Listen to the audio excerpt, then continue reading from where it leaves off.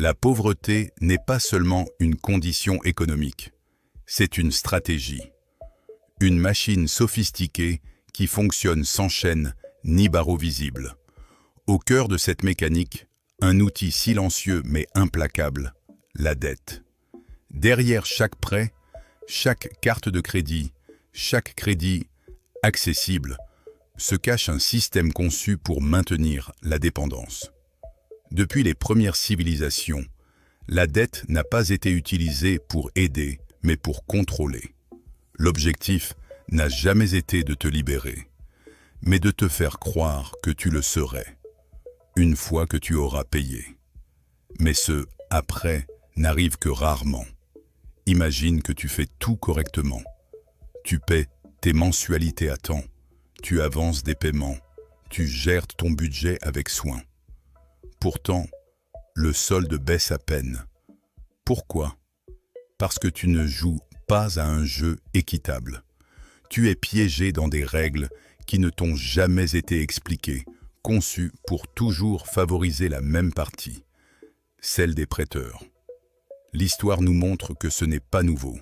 Dans les cités-États mésopotamiennes, les agriculteurs empruntaient des graines et des outils au temple ou au palais. Si la récolte était mauvaise, ils perdaient non seulement leur production, mais devenaient liés pour plusieurs générations en tant que travailleurs obligés. C'était l'une des premières formes d'esclavage par la dette. Plus tard, à Rome, il existait le nexum, un contrat qui permettait à tout citoyen libre, s'il ne pouvait pas payer, d'être soumis comme esclave temporaire. Les élites utilisaient ce mécanisme pour garantir une source constante de main-d'œuvre. Et lorsque la population se rebellait, des remises partielles étaient appliquées, non par justice, mais comme tactique pour calmer les masses. Pendant le Moyen Âge, la situation ne s'est pas améliorée. Les serfs étaient liés à la terre et à des dettes impayables, loyers, tributs, dîmes. C'était une pauvreté héréditaire déguisée en ordre social. La dette assurait que peu prospèrent et que beaucoup survivent simplement. Avec la révolution industrielle, le système s'est modernisé, mais l'objectif n'a pas changé.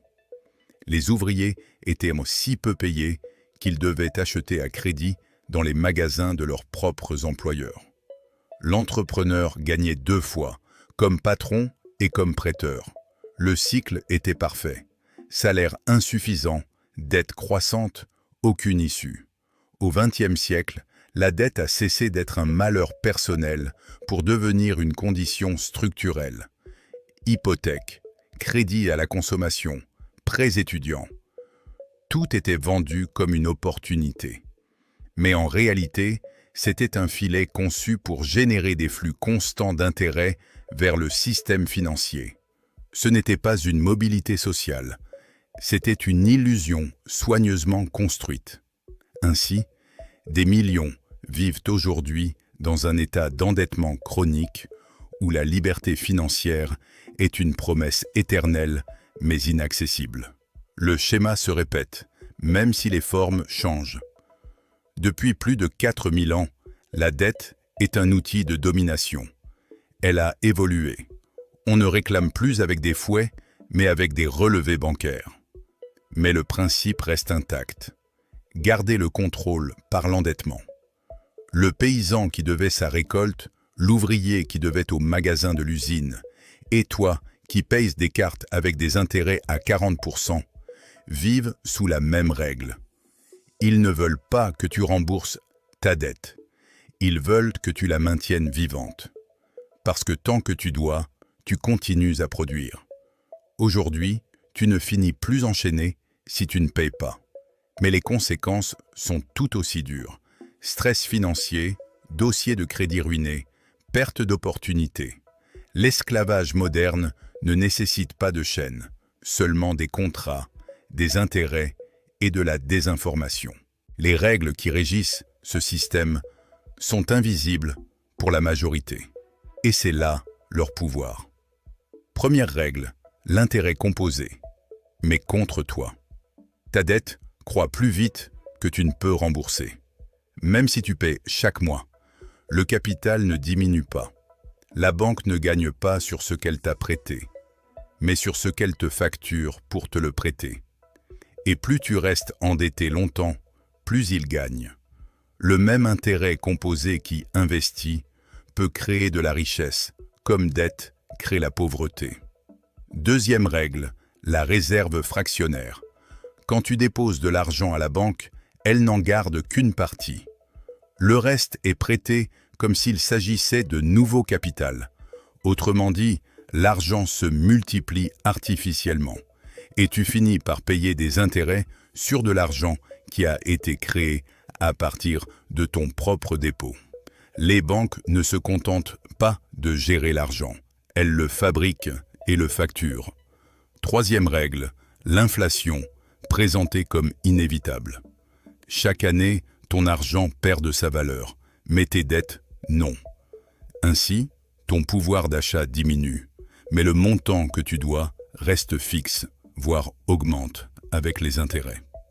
Cette perte constante de valeur agit comme un impôt caché qui affaiblit le débiteur et renforce le créancier.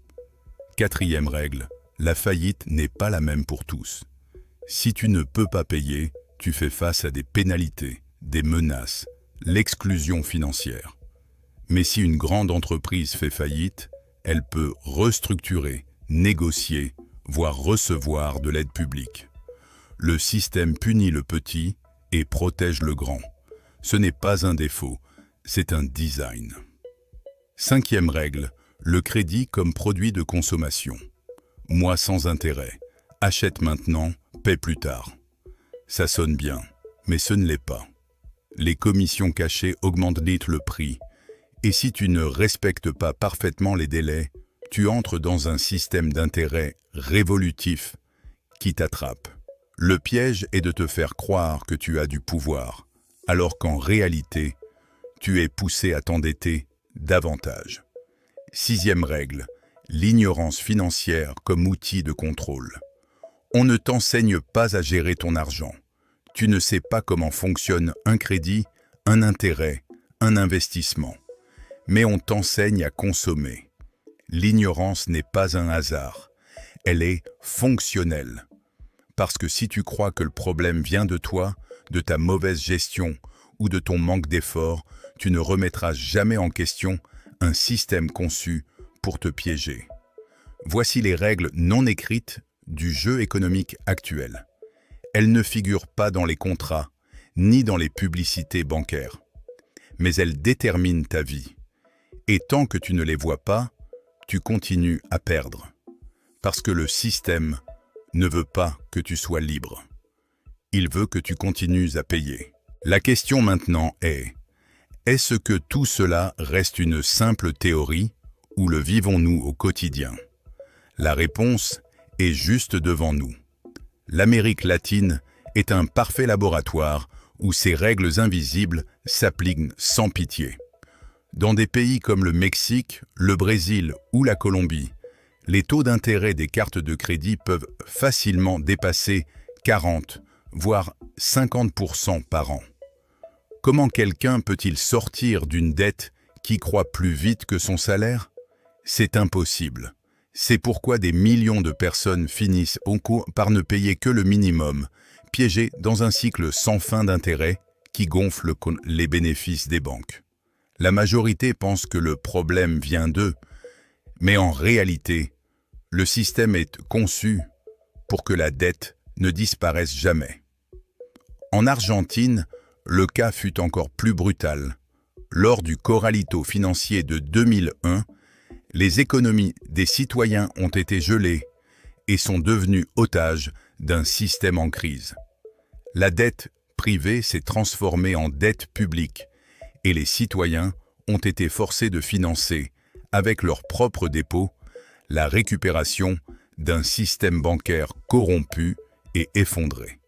Ce fut une leçon cruelle, montrant qu'en temps de crise, l'indépendance financière s'évapore rapidement. Le système financier se révèle dans sa forme la plus brute.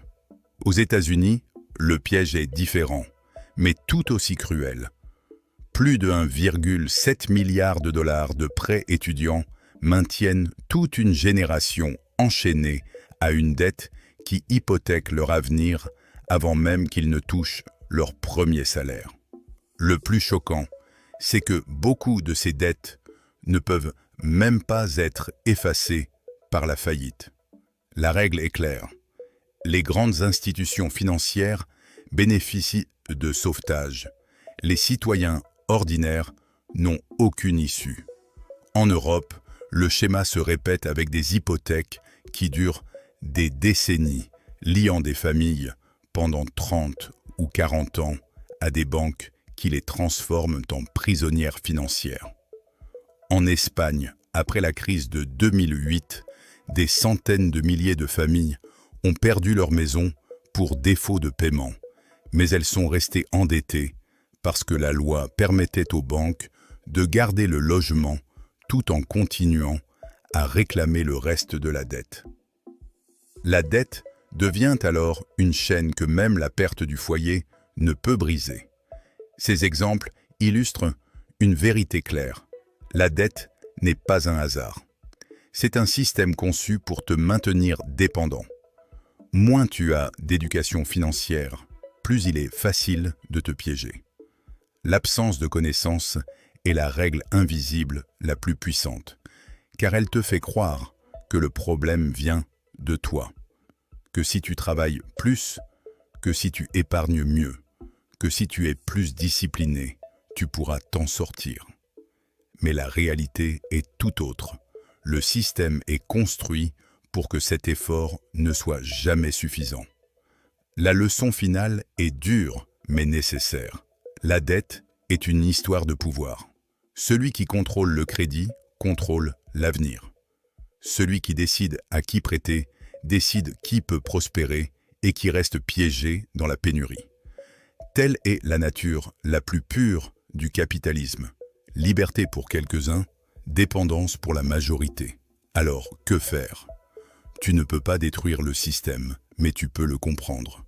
Tu peux arrêter de jouer à l'aveugle et commencer à bâtir ton patrimoine avec des stratégies qui ne dépendent pas uniquement des banques ni des crédits coûteux. Tu peux diversifier, chercher l'indépendance financière dans des actifs qui ne perdent pas leur valeur avec l'inflation ou la dévaluation, ces phénomènes qu'on nous présente comme inévitables. Le véritable pouvoir financier commence par la connaissance, voir les règles invisibles, les reconnaître et cesser de tomber dans leurs pièges. L'histoire ne doit pas nécessairement se répéter, mais si tu ne la comprends pas, elle t'écrasera quand même. Mésopotamie, Rome, Moyen Âge, Révolution industrielle, Argentine, États-Unis, Europe, partout, la dette a été utilisée comme un instrument de contrôle de la majorité. Tant que tu ne connaîtras pas ces règles invisibles, tu feras partie du jeu. Ceux qui ignorent l'histoire sont condamnés à en payer le prix. Si tu veux rompre ce cycle, abonne-toi.